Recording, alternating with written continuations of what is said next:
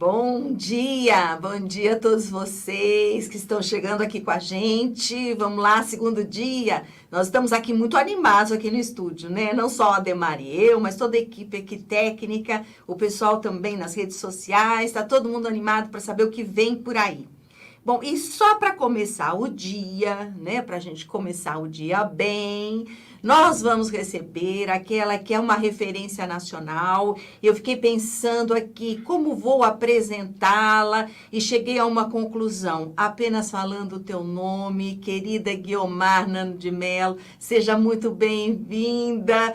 Eu acho que você, a gente não tem mais currículo para apresentar, a não ser a grande referência nacional, a tua contribuição, a tua marca digital, por todos os grandes eventos e efeitos na educação brasileira, você está presente ali, minha querida. Então, em nome do Brasil todo, eu te agradeço, não só no meu, mas no nome do Brasil todo, toda a contribuição que você fez, eu reconheço o teu trabalho. E agora, quando a gente pensou em ensino híbrido, que é um assunto que está na onda, em cima de tudo, quem que a gente pode pensar que tem todos os caminhos, que sabe os vetores, que sabe a resultante?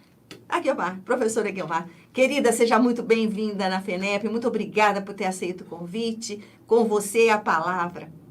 Muito obrigada, Amabile. Eu agradeço muito o convite. É uma satisfação estar aqui conversando com o pessoal do ensino particular. Eu que sempre fui uma grande defensora também do próprio ensino particular. Gostaria muito de cumprimentar vocês nesta manhã de sábado e cumprimentar a FENEP pela realização deste evento. Eu agradeço muito a oportunidade e vamos lá falar um pouco a respeito do ensino híbrido, né?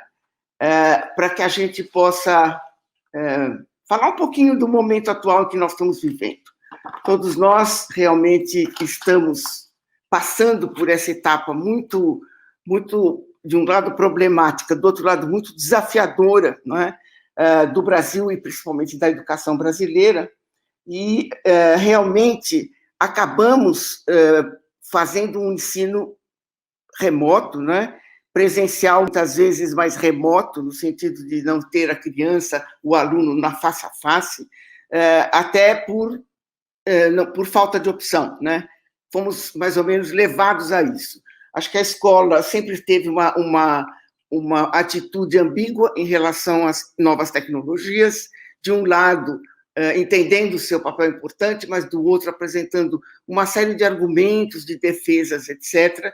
E, nesse momento, não foi quando veio a pandemia, não foi possível ter hesitação. Nós tivemos que fazer o que tínhamos que fazer. E, a bem da verdade, fizemos bem, na maioria das vezes. Claro que com muitos problemas e, muitas vezes, com certa dose de improvisação, porque era realmente uma coisa que não se esperava, mas acredito que a gente fez o melhor que pôde, e esse melhor que pôde foi satisfatório para as nossas crianças. A gente não abandonou nossas crianças. E, no meio deste processo, né, que a gente viveu, começou-se a falar muito a respeito do ensino híbrido, sobretudo no sentido de um ensino que ele é uma parte em sala de aula, na escola presencial, e outra parte ele seria em casa ou fora da sala de aula, naquilo que a gente vai chamar de remoto aqui, né? E mediado isto por meios digitais, ou seja, através de recursos que são os recursos disponíveis hoje nas mídias digitais, né? Mas esse ensino híbrido, que acabou sendo uma palavra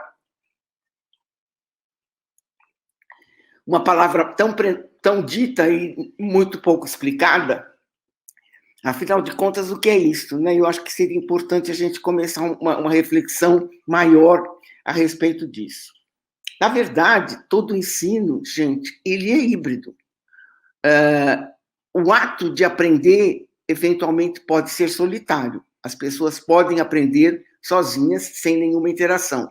Dificilmente o ensino pode ser um ato solitário. Ele implica sempre numa interação E como ele tem uma interação, ele tem uma mediação, ele tem linguagens, ele tem figuras, ele tem uma série de coisas que fazem com que esta mediação do conhecimento seja feita de alguma maneira que aquele que sabe coloque o seu saber e aquele que não sabe aprenda, né?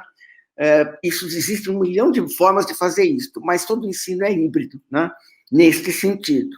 Então, o ensino é, em si, uma coisa misturada, digamos assim.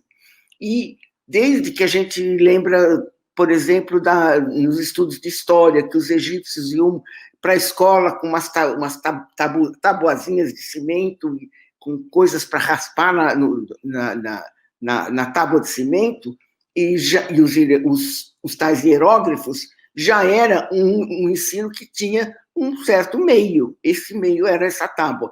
Mas teve o lápis, teve uma série de outros meios, né? E o livro, e uma série de outros que vão aparecer ao longo da história. Portanto, essa mistura, ela existiu sempre no ensino, e ela existiu sempre na escola, desde que a escola existe, né? E ela existiu, inclusive, em termos de ensino presencial e ensino remoto, porque, afinal de contas, a velha lição de casa, quando ela era dada com uma intenção pedagógica muito, muito forte, e ela era depois vista, e havia uma devolutiva daquilo, essa lição de casa era, de alguma maneira, um ensino híbrido. O aluno fez em casa, ele assistiu alguma coisa na escola, foi para casa, reagiu a este estímulo, devolveu, e o professor, por sua vez, devolveu. Portanto, este processo é um processo comum no ensino. Por que, de repente, o ensino híbrido vem com mais força? Porque, pela primeira vez nas pedagogias do século passado, a gente pode citar Dewey, a gente pode citar Montessori, a gente pode citar Freinet, pode citar de Crowley. Todos esses autores, no final do século passado, são chamados autores que forjaram as ideias básicas da escola nova ou da escola ativa, não é? Pela primeira vez, com a pedagogia chamada nova ou ativa, que é a denominação que nós damos até hoje, pela primeira vez a intenção pedagógica de fazer um ensino misturado e de dar a esta mistura, não é, um conteúdo mediado pelo professor com intenção pedagógica, ele surge basicamente com a pedagogia ativa, né? Ele surge quando a pedagogia ativa, os autores da pedagogia ativa no final do século passado, começo do século XX, começam a enfatizar a importância de um ensino que não seja apenas centrado no ensino e no professor, mas seja centrado no aluno, no qual o aluno tem uma participação, daí o nome escola ativa, né? Ou seja, existe uma atividade do aluno, uma atividade intencionalmente planejada, pedagogicamente forjada pelo professor, pelo educador. Neste momento, a intenção de fazer com que este ensino seja ativo, seja centrado no aluno, é neste momento que a pedagogia ativa coloca a questão do hibridismo, né? E no primeiro plano. Se é que se precisa ter alguma coisa que o aluno faça, que ele seja protagonista, se o ensino tem que ser centrado no aluno, se a aprendizagem tem que fazer sentido para esse aluno, ideias que são do final do século passado, começo desse século, por exemplo, com Ausubel. Ausubel foi o teórico mais importante da aprendizagem significativa. Então, esta intenção pedagógica e esta necessidade de ir ao encontro do aluno centrado na aprendizagem fez com que, praticamente por força da própria intenção pedagógica, com que esse ensino fosse híbrido, porque esse aluno é muito diversificado. A pedagogia ativa foi a que insistiu numa didática com diversificação, que pudesse atender diferentes alunos, dadas as diferenças individuais. E esta pedagogia nova, chamada nova, não é? Ela veio para o Brasil, se vocês quiserem, nós temos representantes delas no Manifesto de 32. Os grandes autores de 32, Anísio Teixeira, Fernando Azevedo e outros autores que assinaram o Manifesto 32 eram chamados escolas novistas. Por que eles eram escolas novistas? Porque eles tinham aderido a este valor de um ensino que não fosse apenas centrado no professor, apenas visto como uma coisa unidirecional do professor para o aluno, que despertasse a participação do aluno, o protagonismo do aluno. Né? A pedagogia ativa, portanto, ela vem existindo ao longo do século XX, junto com aquela pedagogia mais tradicional, que deu a sua contribuição, né? Ela foi um momento importante do desenvolvimento da escolaridade, do desenvolvimento da educação escolar, né? E da própria pedagogia, e elas conviveram ao longo do século XX. Muitas vezes elas se mesclaram. Muitas vezes você tem professores e tem escolas que usam ao mesmo tempo métodos que eram da pedagogia anterior, né? Eu não quero chamá-la de velha, porque é uma pedagogia que ainda tem vida própria, né? Portanto, o convívio dessas duas pedagogias ao longo do século XX, algumas vezes elas se mesclaram, outras vezes elas entraram numa forte oposição, e na maioria das vezes elas conviveram. Por quê? Porque algumas escolas adotaram essa pedagogia, outras não. A escola pública, de maneira muito diversa e muito desigual, em alguns casos adotou, em outros não.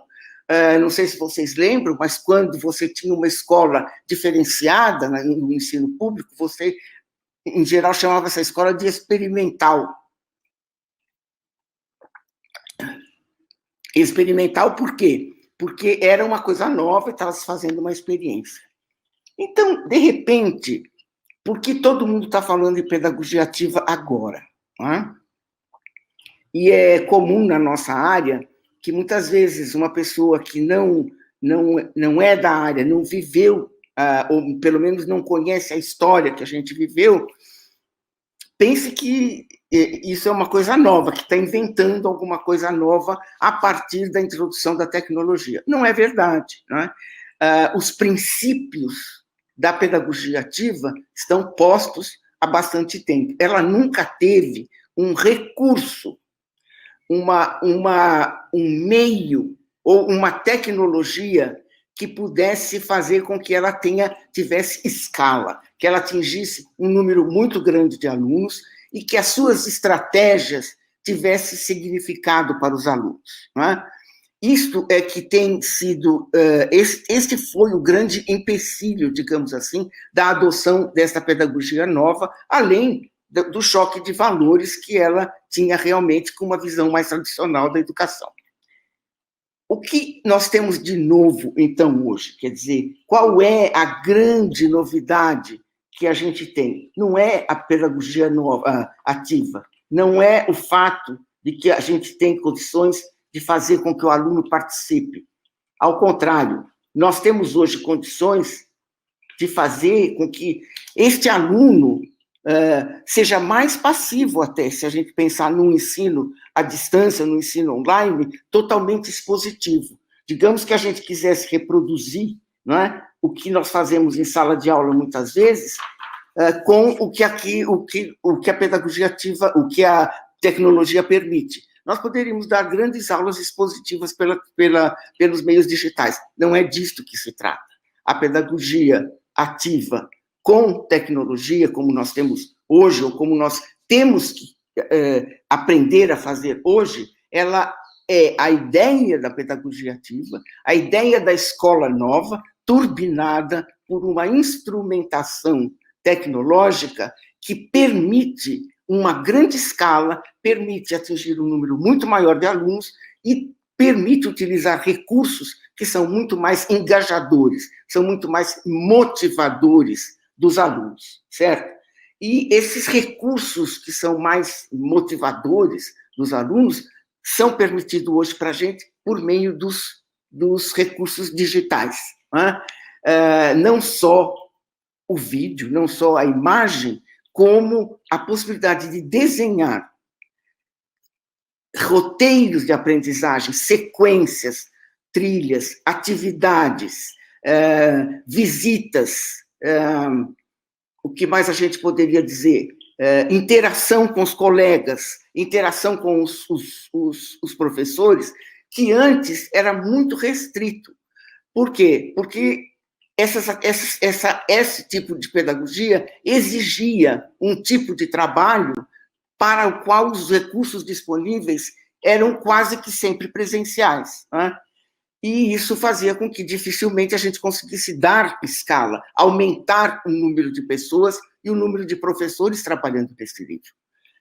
As novas tecnologias vieram, de alguma maneira, responder a esse problema. Então, eu costumo dizer que as tecnologias digitais, elas estão dando possibilidade de um velho sonho da pedagogia do século XIX, começo do século XX, se tornar realidade não só para aquelas escolas experimentais, aquelas escolas, muitas vezes, de elite, não é? Muitas escolas particulares já têm esse tipo de abordagem pedagógica há anos, há décadas, não é?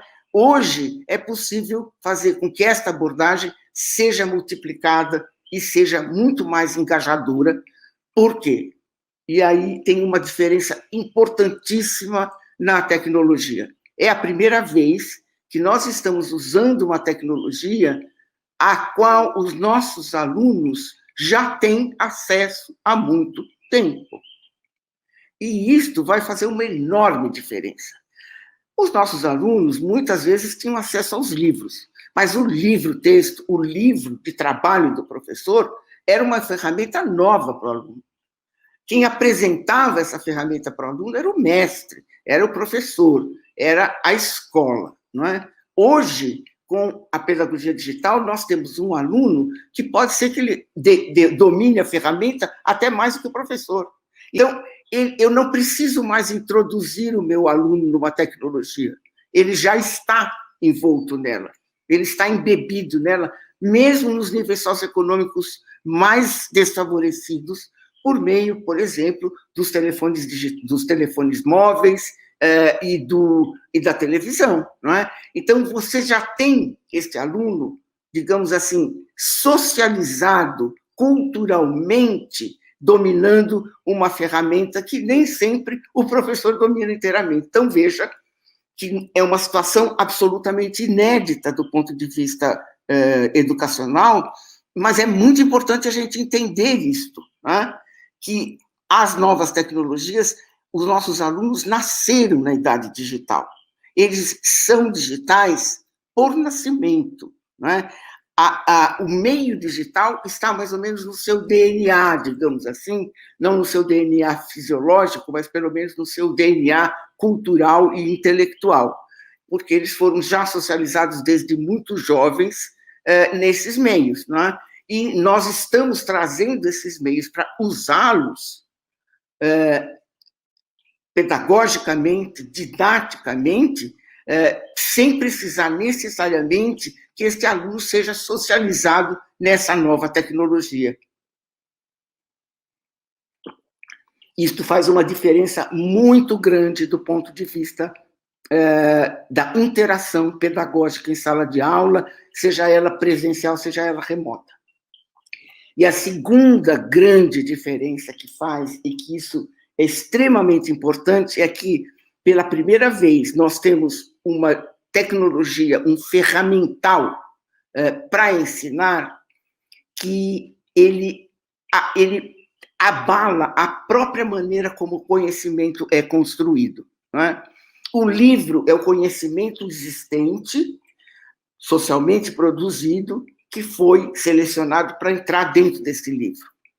As pedagogias digitais colocam o aluno no meio que esse conhecimento vai estar muito disponível, não é? E, portanto, eu, professor, preciso entender como eu vou colocar minha intenção pedagógica para que esse conhecimento, que, de certa maneira, está disponível, não é? Ele seja um conhecimento que se ensina e um conhecimento que se aprende com a intencionalidade de quem tem valores, de quem tem metodologias, de quem tem um conteúdo específico que quer que o aluno aprenda e, portanto, quer promover esta aprendizagem. Esta é a grande Esse é o grande desafio do professor neste momento do uso dos meios digitais, certo? Então, nós chegamos neste momento por uma evolução bastante longa. Ao longo do século XX, a pedagogia tradicional e a pedagogia ativa conviveram, muitas vezes se mesclaram, outras vezes se entraram em franca oposição, mas nenhuma delas ganhou hegemonia. Se a gente pensa há 2 anos atrás, ou o cenário educacional há 2, 3 anos atrás, a gente vai ver que a penetração das ideias da pedagogia nova talvez seja bastante grande nos meios educacionais.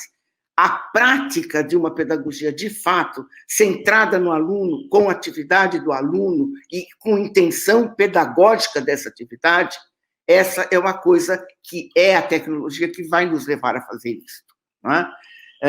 Fazer isso nesta escala. Então, vejo que nós, de um dia para o outro, como a gente costuma, eu já ouvi várias pessoas que disseram isso, né? A gente dormiu professor e acordou youtuber, né? Sem mesmo, muitas vezes, muitos de nós, sem saber exatamente o que seria o que ia ser este papel na nova tecnologia. E isto permitiu com que nós, rapidamente, da maneira possível às circunstâncias de cada um, nos adaptássemos a um tipo de tecnologia remota, não é?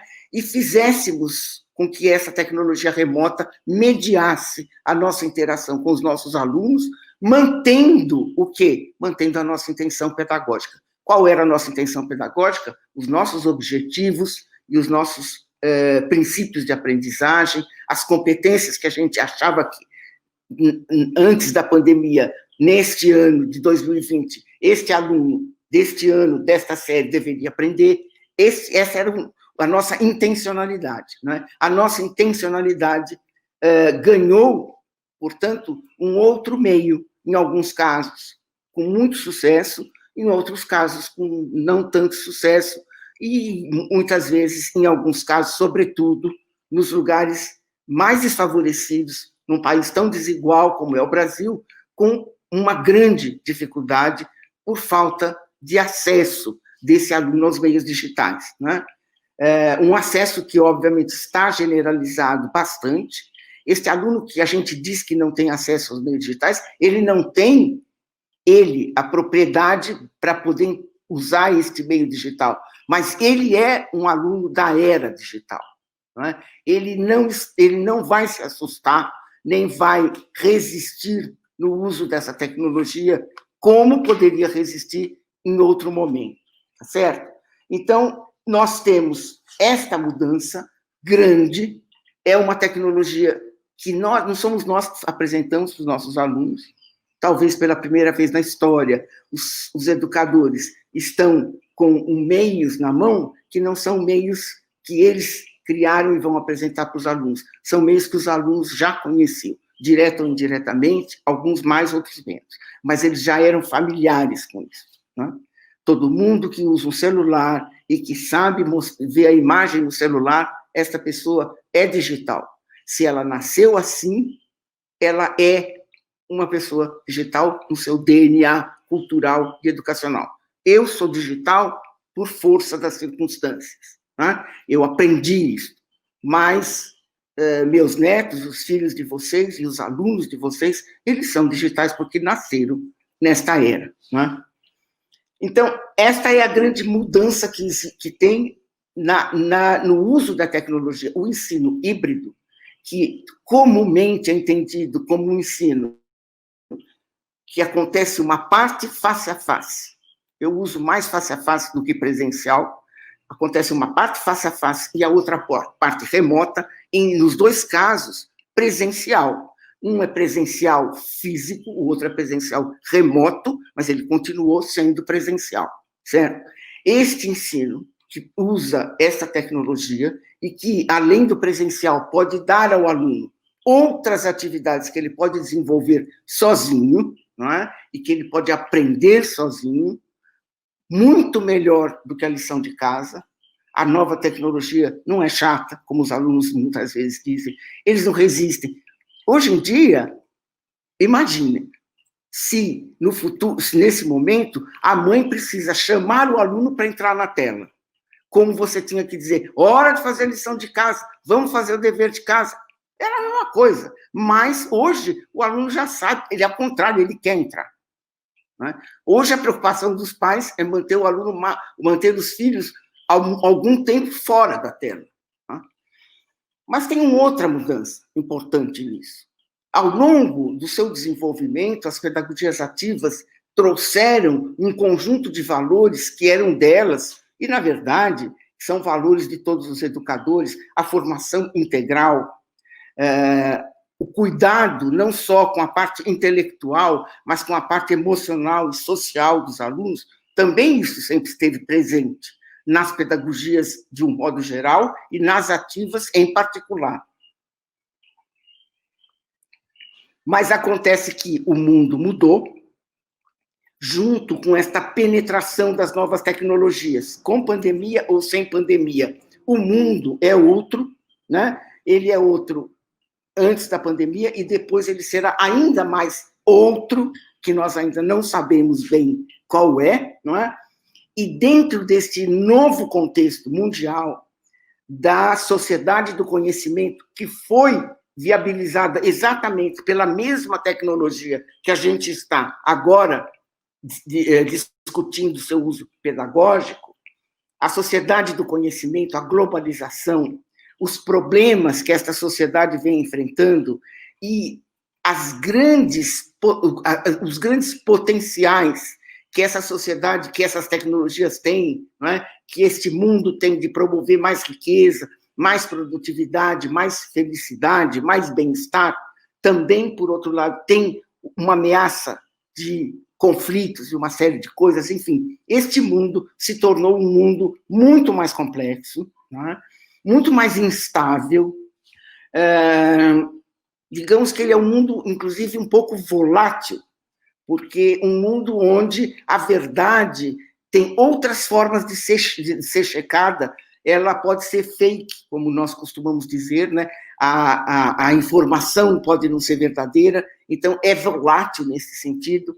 E neste mundo, houve, entre os educadores, entre os setores produtivos, entre as pessoas que produzem cultura, entre as pessoas que produzem ciência, não é? Uma grande ênfase de que esta escola, aquela com a qual a pedagogia nova havia convivido ao longo do século XX, centrada no professor, centrada no ensino, e que era bem unilateral do professor para o aluno, sem interação, esta escola já não responde aos desafios que as pessoas que vão viver neste mundo, neste século XXI, vão ter pela frente, que são desafios relativos a meio ambiente, desafios econômicos, desafios relativos ao trabalho, onde o mundo do trabalho está mudando de tal maneira que nós hoje sabemos quase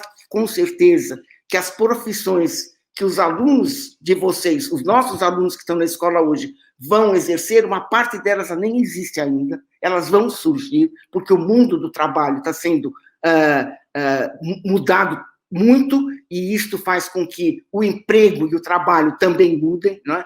Este mundo exige um outro conjunto de preocupações dos pedagogos. Não é muito diferente daquilo que os pedagogos da escola nova pensaram, não é? Eu diria que é o mesmo ideal do escola novismo, o mesmo ideal das pedagogias que gritaram independência em relação à escola tradicional, lá nos idos de 1890 até início do século XX, esses ideais estão agora atualizados, recolocados num novo contexto. E assim mesmo que os ideais educacionais têm que funcionar, eles têm que funcionar dentro do contexto em que este aluno e esse professor estão vivendo. E qual é esse contexto? Deste mundo instável, complexo, globalizado, não é? Com desafios muito grandes e com potenciais muito grandes. Então, algumas correntes de pensadores, não só pedagógicos, como pensadores na área da economia, pensadores na área da sociologia e, evidentemente, muitos educadores começaram a defender um conjunto de competências que não são, embora não sejam novas, elas adquirem um significado novo dentro deste contexto. Né? Ou a gente acredita na contextualização e, portanto, que os nossos valores educacionais, eles eram e continuam sólidos, mas eles mudam a partir do contexto, ou a gente não acredita na contextualização. Portanto, eles mudaram. E quais são esses novos valores? São valores que dizem respeito, primeiro, à atividade do aluno, porque o protagonismo, o empreendedorismo, a autonomia, a capacidade de tomar decisões constituem um conjunto de competências que são demandas desse mundo novo, desse novo contexto. Não é muito diferente do que elas eram, mas, obviamente, elas vestem uma nova roupagem a partir desse contexto. Gente, na verdade, se a gente realmente se puser a cabeça na história, né? Quando Sócrates pergunta a Protágoras, tem um famoso diálogo de Sócrates com Protágoras, que foi escrito por Platão, óbvio que nós sabemos que foi o Platão que escreveu todos os diálogos socráticos, é um diálogo muito interessante, chama Protágoras, e é uma boa leitura para educadores que tenham tempo. Quem sabe um sabático de vocês tenham tempo para ler, porque é muito interessante, porque a discussão toda gera em torno da seguinte questão: é possível ensinar a virtude?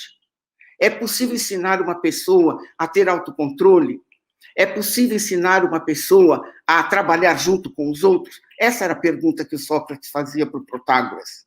Não é? E o Protágoras sempre dizia que ele era um pedagogo que ensinava tudo, inclusive a virtude. E o Sócrates, com as perguntinhas dele, começa a pôr em dúvida esta virtude descolada do conhecimento. Não é? Se a gente pudesse resgatar este diálogo de Sócrates, ele termina mais ou menos dizendo: sim, é possível ensinar a virtude se ela for parte da sabedoria, se ela for parte daquilo que o homem tem que saber para conviver e para ser um cidadão civilizado no mundo em que ele vive, naquele mundo socrático ou neste. Né? Neste, a virtude que o Sócrates falava, ela toma outras, ela ganha novas dimensões. Ela ganha a dimensão ligada à aplicação do conhecimento, ela ganha uma dimensão ligada ao raciocínio analítico que permita fazer análise e solucionar problemas, né? Identificar, analisar e solucionar problemas. Ela ganha a dimensão da autonomia, que está posta na Escola Nova desde o início. Ela ganha muito a dimensão da liderança, das responsabilidades, da resiliência, da solidariedade, da empatia, da capacidade de ver a partir do outro e de entender o ponto de vista do outro, para garantir que o mundo não fique tão dividido como ele pode vir a ser, e essa tendência está posta hoje. Então, é nisto que difere o contexto. E essa diferença faz toda a diferença, certo? É uma diferença que pesa muito neste momento que nós estamos optando por discutir e ver que parte da nossa escola nós podemos deixar para a pedagogia digitalizada, para os recursos digitais. Não é? Nós teremos que fazer isto sem perder o sentido, desculpe, que Sócrates deu à nossa atividade desde que ele começou a fazer suas perguntinhas difíceis na Grécia Antiga, passando pela Idade Média, passando pelo nascimento da pedagogia nova. Né? Nós, educadores, nascemos com este compromisso. Se a tecnologia ainda não faz parte do nosso DNA, pelo menos não do meu, porque eu não sou desta geração, eu uso a tecnologia, mas isso me custa uma aprendizagem grande. Mas se nós temos essa tecnologia hoje, mas nós temos porque nós estamos interessados, não na tecnologia, mas em fazer com que nossas crianças aprendam. E isto era o que a Escola Nova dizia. ensino não é a educação escolar não é centrada no ensino e no professor, ela é centrada no aluno e na aprendizagem.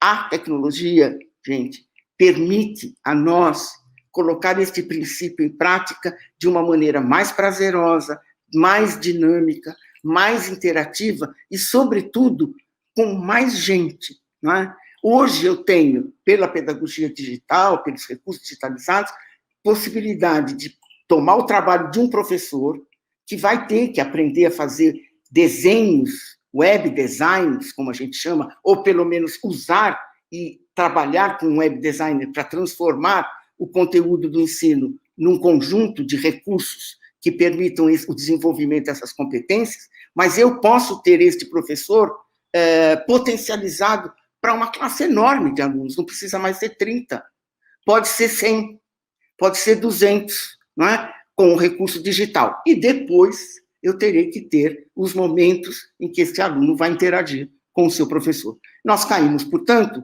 no chamado modelo de classe, de sala de aula invertida, que é um dos modelos do ensino híbrido. Qual é o modelo da classe invertida? Deixa para o momento que o aluno está sozinho os conteúdos que são possíveis de serem trabalhados sozinhos, embora não deva deixar simplesmente um texto para ele ler na tela, não é disso que a gente está falando, né? Nós estamos falando deixar para ele aprender sozinho por meio de uma intencionalidade pedagógica que colocou nesse recurso digital uma sequência, uma progressão, um conjunto de atividades voltadas para objetivos de aprendizagem que estão claros na cabeça de quem está usando, de quem está promovendo essa tecnologia, né? Portanto, nós temos possibilidade hoje de fazer com que um mesmo grande professor que tenha feito um conjunto de atividades digitais muito boas, isso seja potencializado e seja usado para muito mais alunos do que apenas os da sala de aula dele. Vejam que maravilha que é isso. A Universidade de Harvard já disse que ela quer ter salas de aula de 30 mil alunos. Tá? E pode ter. Depende de uso intencional e pedagógico dessa tecnologia. Do mesmo jeito que a gente usava o caderno, o cartaz, o mapa, o ditado, o livro, não é? Com esta mesma intencionalidade pedagógica, nós podemos usar essas novas tecnologias, sim, desta maneira, potencializando para uma grande quantidade de pessoas. Mas a tecnologia não permite apenas este ensino híbrido. Nós temos várias possibilidades de modelos com isso. Nós podemos ter um ensino híbrido, né, na escola, com todos os alunos presentes. O professor e um grupo menor de alunos fazendo um tipo de atividade que exige a mediação do professor e o restante dos alunos numa outra sala, na biblioteca, onde seja, certo? Daí o problema do espaço e do tempo escolar está em questão agora, com as novas tecnologias. Esses alunos estão trabalhando remotamente, no sentido, não estão no face a face com o professor, estão trabalhando em alguma coisa que a intencionalidade pedagógica do professor criou para eles, e depois eles provavelmente farão rodízio com esses que estão com o seu professor. Portanto, não é invertida, não é a sala de aula invertida no sentido que uma parte é na escola e outra é em casa. Pode ser. Talvez esse é o modelo, é o modo mais comum de fazer a sala de aula invertida. Mas também pode ser na própria escola. A escola, o espaço escolar, pode se tornar estações de trabalho. Lugares onde um aluno ou um pequeno grupo de alunos trabalham, não é? E lugares onde outro pequeno grupo de alunos está interagindo com o professor. Ou lugares onde alunos trabalham individualmente e depois trabalham em grupo e depois trabalham com o professor. O que seja. Quer dizer, é um caleidoscópio, gente. Dá para combinar várias maneiras. Dá para ser até individual, se a gente quiser, certo? Cada aluno perseguindo a mesma trilha de aprendizagem, o mesmo objetivo, que foi feito com a mesma intenção pedagógica, mas cada um ao seu ritmo. Né? Então, esta novidade, entre aspas, é que caracteriza o potencial. Então, a gente quase que poderia dizer que as tecnologias digitais vieram para fazer com que o sonho dos educadores da escola nova pudesse se realizar de uma maneira muito mais escalável, quer dizer, para mais gente, muito mais prazerosa, muito mais inteligente, muito mais dinâmica. Isto tudo essa nova tecnologia permite. Ela não, o que o professor tem nesse contexto que o aluno ainda não tem? O professor tem o conhecimento do conteúdo. E isto, cada vez mais, se torna muito importante. Que o conteúdo a ser aprendido, seja ele o conteúdo da matemática ou o conteúdo que desenvolve competências gerais, né? Este é do domínio do professor. É este que é a expressão real da intenção pedagógica, da intencionalidade pedagógica do professor. E este domínio do conteúdo, hoje, para mim, está muito claro que um professor que não domina o conteúdo não tem condições de aplicar as novas tecnologias digitais com toda a potencialidade que elas têm, certo? Por quê? Porque o domínio do conteúdo é o que reserva para ele, dentro deste panorama, onde ele sequer é mais aquele que apresenta o meio de ensino já está posto, ele é quem detém o conteúdo a ser ensinado. Aquilo que a BNCC chama de objetos de conhecimento, com os objetivos que estão ali nas 10 competências da BNCC. E é por isso que eu queria terminar, eu não sei se o meu tempo, Amabile, já está correndo, eu queria terminar lembrando a vocês que, ao longo do século XX, também as pedagogias ativas se enriqueceram.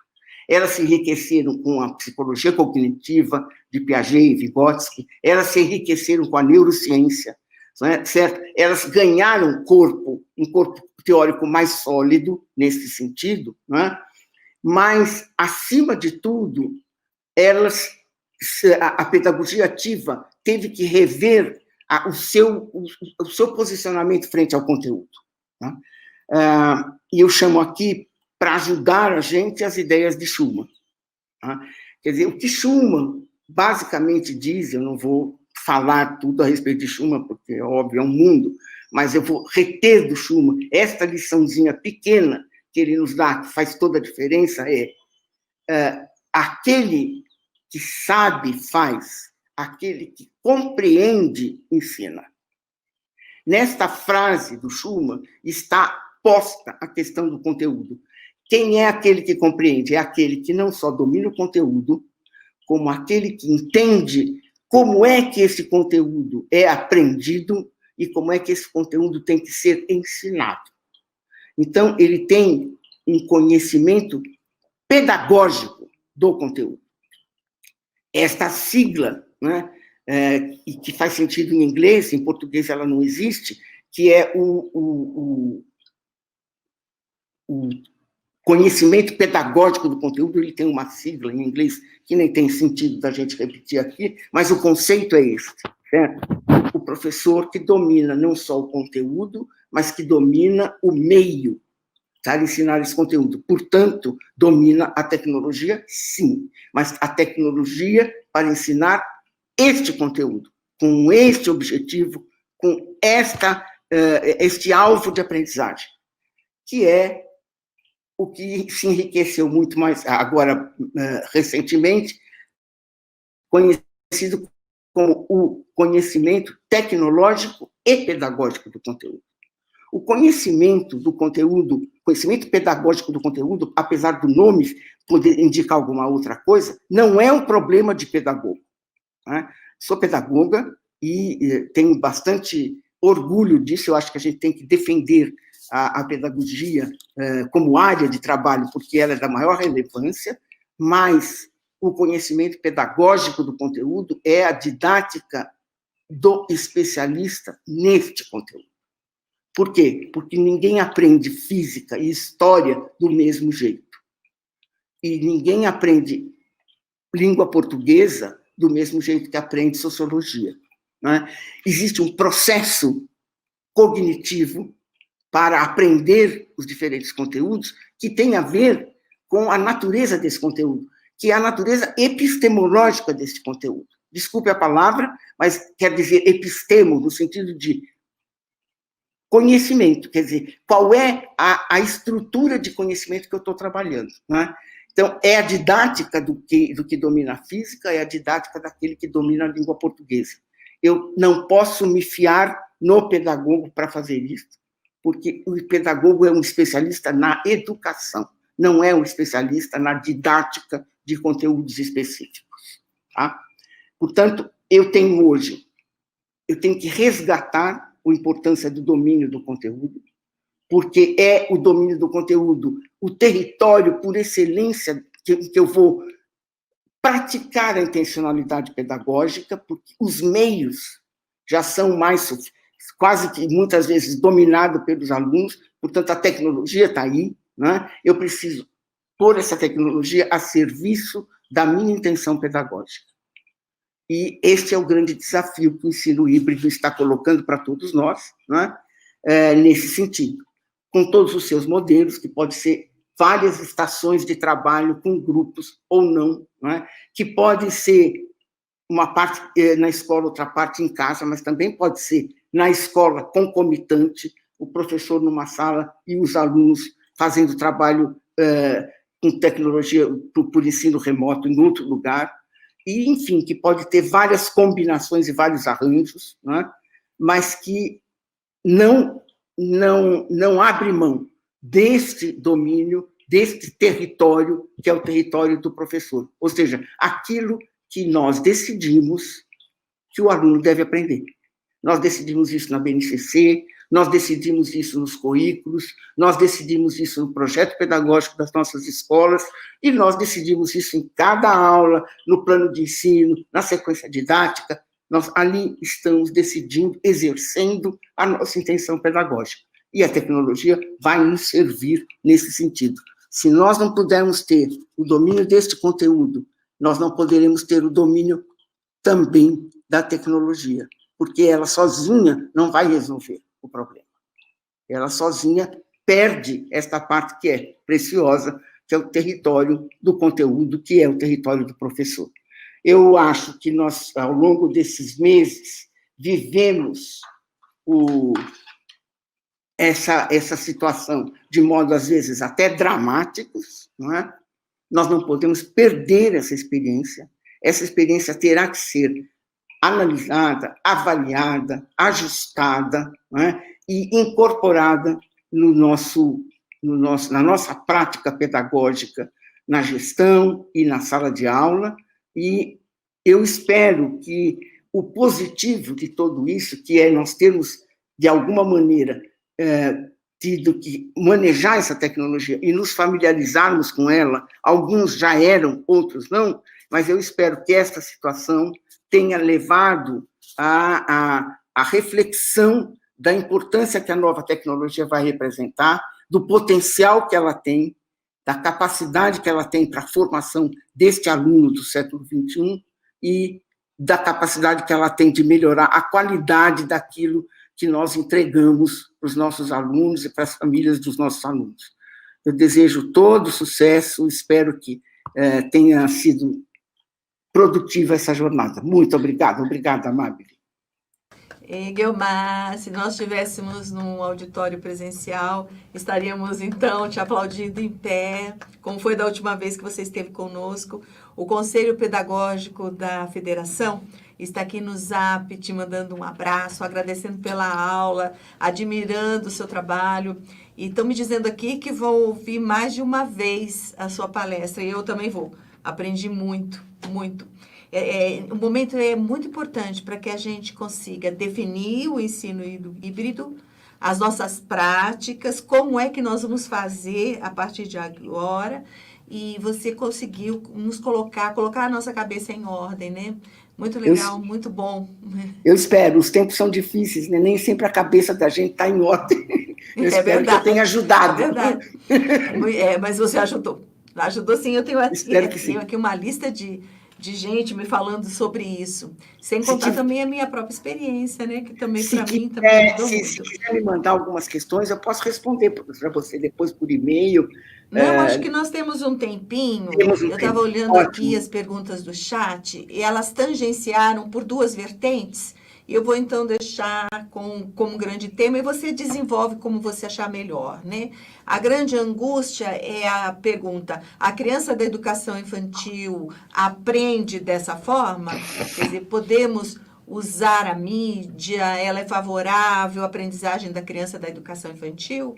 Essa é uma das perguntas que se fizeram pertinentes aqui. E a outra é com relação, obviamente, a gente até já tem conversado muito sobre isso, que é a formação de professores, né? A angústia, como você disse, de um dia para o outro, o professor foi ser youtuber, teve que editar vídeos, e aí era a saída, porque o país precisava disso, né?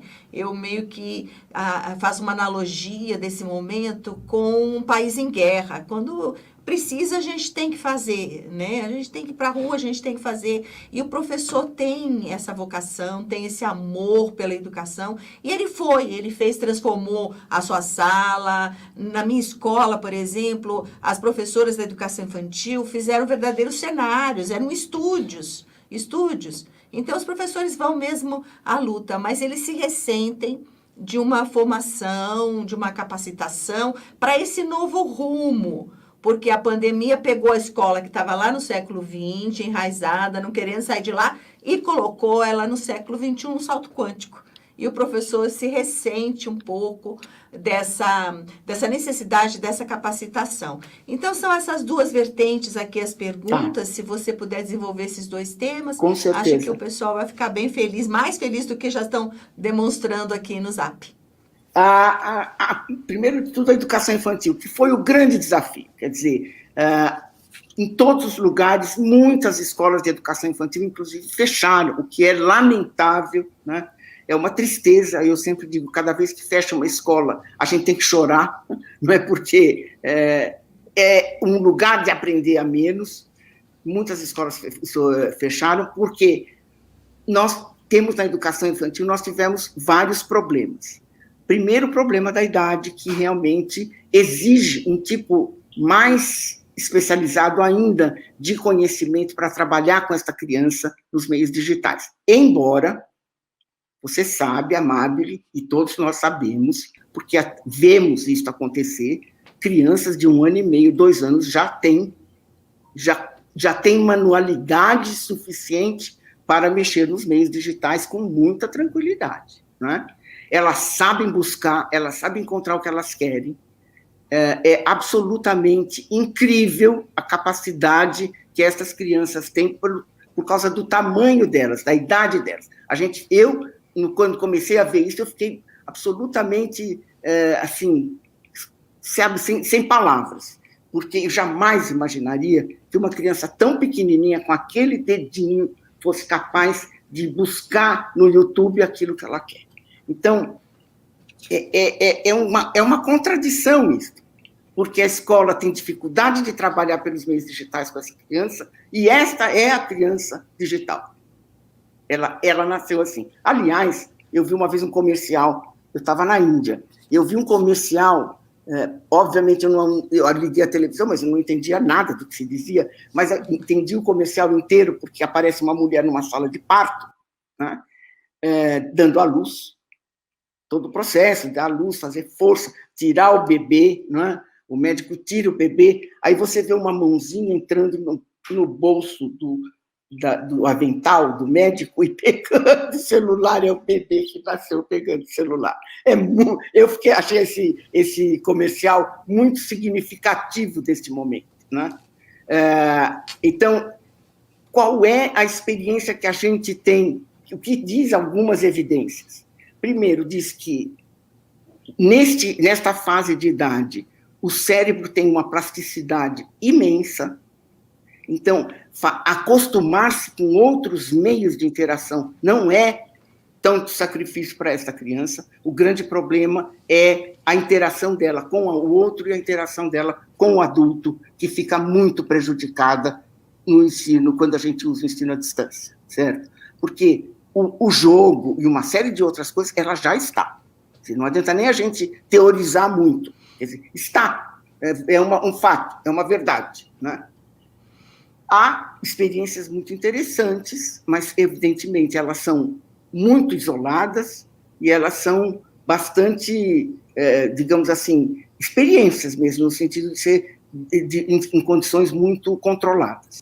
Não acho que o ensino híbrido seja uma boa solução para a educação infantil, em hipótese nenhuma, mas nós fomos obrigados a fazer isso, e não foi por menos que algumas escolas não conseguiram e acabaram deixando de atender as crianças, os pais tiraram as crianças da escola e não aprenderam, né? Então, acho que é um desafio enorme, é possível por meio de jogos, por meio de outros meios, mas isso exige um desenho da web muito especializado. O que vai provavelmente acontecer, se quiserem que eu dê uma de profeta aqui, eu acho que o que vai provavelmente acontecer vão surgir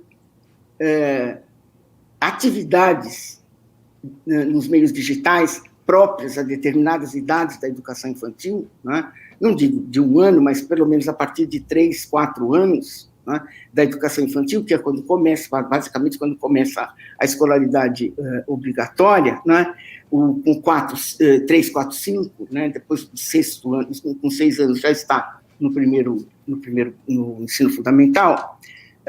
Vão surgir provavelmente atividades já elaboradas que os professores poderão usar, mais talvez presencialmente, ou pelo menos de uma maneira muito delicada, deixando a criança fazer e depois voltando a interagir com ela. É o que eu acho que pode acontecer. Se eu hoje fosse um desses unicórnios, como chamam, né? Se eu pudesse começar uma startup, eu começaria uma startup pesquisando que tipo de coisa poderia ser elaborada para a educação infantil, seguindo aqueles campos de experiência que estão na BNCC, o eu, o outro, o brincar, o sentido de quantidade, toda a parte criativa também, enfim. Há possibilidade de fazer conteúdos, de construir conteúdos com esta intencionalidade? Acredito que sim. Como é que isso vai ser usado? Se vai ser usado ensino híbrido ou não, aí eu acho que é uma coisa que é decisão da escola e é muito difícil da gente, digamos, prever como é que isso vai acontecer. Agora, que tem que colocar nos meios digitais atividades com intencionalidade pedagógica, eu não tenho dúvida, porque eles já veem a galinha pintadinha desde os 2 anos de idade. Eles encontram a galinha pintadinha na web. Olha, se eles encontram a galinha pintadinha e eles ficam presos ali, a única maneira de, hoje em dia, de manter criança quieta é com uma tela na mão, né? Por exemplo, tive uma experiência de viajar com meus netos. Então, viajar com criança pequena é meio loucura, mas no aeroporto, o jeito que você tinha para aquelas longas filas de espera, etc., era pôr o tablet na mão das crianças, porque aí elas não dão trabalho, elas não saem correndo. Ora, é uma realidade isso. O que nós vamos fazer com ela? Eu não sei. Acho que os especialistas de educação infantil têm que abrir a cabeça, têm que pensar e repensar esse processo.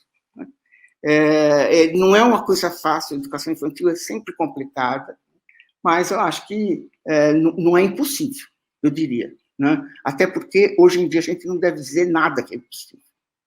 Se a gente disser, a gente corre o risco de abrir uma possibilidade. E outra coisa é a formação do professor. Aí, gente, a gente tem um problema.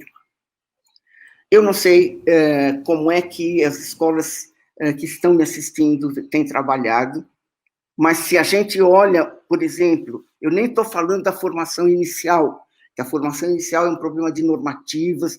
Eu trabalhei este ano inteiro no conselho, assessorando o Conselho Nacional, foi revista a formação inicial, foi revista a formação continuada, com as diretrizes curriculares. é uma questão de normativo, envolve as instituições de ensino superior. Vamos deixar isto para uma outra conversa, porque é muito mais complexo. Mas a educação continuada é essa que a gente faz no dia a dia, na sala de aula, na escola, com os nossos professores, né? Não sei se vocês tiveram oportunidade de verificar isso, se as professoras de educação infantil e de ensino fundamental 1, se elas, de fato, têm conhecimento daqueles conteúdos que a BNCC propõe que sejam ensinados, porque sem isto, sem conhecimento do conteúdo, não tem conhecimento pedagógico do conteúdo. E, na maioria das vezes, os nossos cursos de pedagogia, eles dão conhecimento pedagógico. E o conhecimento do conteúdo, a gente faz o sinal da cruz, porque ninguém sabe quem tem nos cursos de pedagogia. E a gente recebe essas professoras recém-formadas na escola para ensinar conteúdos que estão especificados na BNCC e não são triviais. Não são triviais. Então, esta formação, nós temos que prestar atenção. O nosso professor tem conhecimento daquilo, porque se ele tem conhecimento daquilo, a capacitação, o preparo deles para enfrentar esse conhecimento com as tecnologias é um. Se eles não têm nem mesmo conhecimento do conteúdo, então eu tenho que começar mais embaixo. Mas em algum momento eu tenho que começar. Eu acho que nós temos que ver quais são os nossos professores, o que eles dominam daquilo que está previsto na BNCC, não mais do que aquilo, certo? Em princípio, uma pessoa que terminou um ensino médio de boa qualidade deve dominar tudo aquilo que está previsto nos anos iniciais, por exemplo, do ensino fundamental, mas não é verdadeiro isso. Nem sempre ele terminou um ensino médio de qualidade, nem sempre ele aprendeu isso quando ele estava na escola, e ele vai para dar aula daquilo que ele não aprendeu. E aí é complicado, porque a gente tem que lembrar sempre do que o Schumann diz. Ensinar exige mais do que saber. Porque ele diz, quem sabe faz. Mas quem compreende, ensina.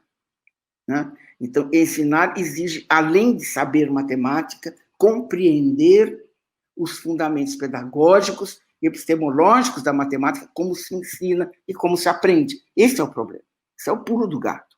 E não é uma tarefa tão difícil, apesar da gente usar nomes, às vezes, que dão a entender que é uma tarefa difícil. Não é uma tarefa difícil, não é ciência de foguete espacial, é uma ciência terrestre, certo? Ensina que as professoras dominem esses conteúdos e aí, ao mesmo tempo, aprendam a usar as tecnologias com esses conteúdos. Então, imagine que eu posso, isso é uma coisa que eu estou fazendo, tentando fazer, numa escola que eu dou consultoria, eu posso planejar um curso de educação continuada dos professores de educação infantil e primeira a quarta série, aonde eu vou ensinar língua portuguesa, matemática, história, geografia, mas eu já vou ensinar por meio de pedagogias ativas e usando a tecnologia.